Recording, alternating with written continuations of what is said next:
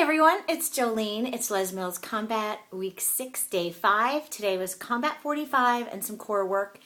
And as I mentioned before, I haven't been using the core DVD from Combat probably since week 3 not because I don't like that workout, not at all. I just felt like I needed a refresher course in proper form for core work. And I found that hardcore abs from Les Mills Pump really did the trick with me last year and taught me when to breathe and how to really suck in. There was just some really elementary tips that it gave me in that 20-minute workout that I felt like I needed to relearn. So I've been doing that workout for my carb work. Now, here's what is so very interesting. Combat has a lot of hovers. Hovers put a lot of emphasis on your shoulders. There's a lot of mountain climbers, there's hovers, there are burpees, and I have been fatigued up here, just fatigued, and have not been able to get through full hover tracks with Combat. Last year, this time, when I did hardcore abs, I was not able to get through all the hover tracks with hardcore abs, which is part of the pump program, as well. By the end of my 90 days, I could. So here I've been kind of struggling with that. Well, I pop in hardcore abs today, and lo and behold, the hover track comes up. I do the entire thing up on my toes. So I don't even know how many you do. You do the right side, you get down, you do some stuff on your back. You do the left side, get down, stuff on your back. Then you go back to the right side, and you do it with a leg lift. And then you don't stop in between and you go to the left side and you do it with a leg lift. I did them all of them. You know, I was shocked.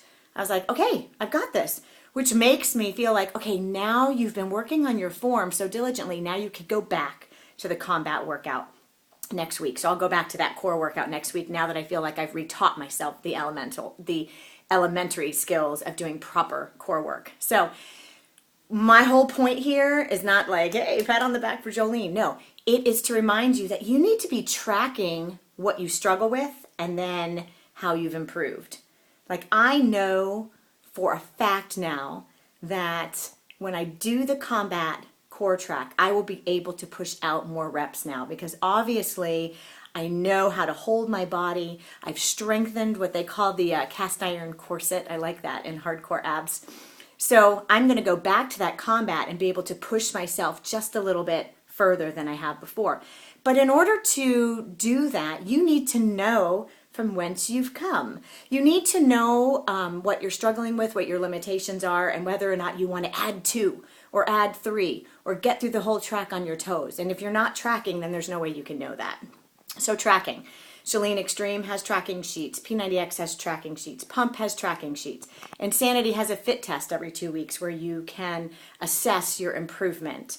Combat does not have tracking sheets, nor does it need it. But as I'm saying to you today, I can track in my head how many more push-ups I can do or how many more hovers I can do. And even better, you might as well write it down. So our programs have these tracking sheets, and if you don't know where to find them, you've got to go to your Team Beachbody account. The Get Fit tab underneath, there are tracking sheets, or just ask me personally.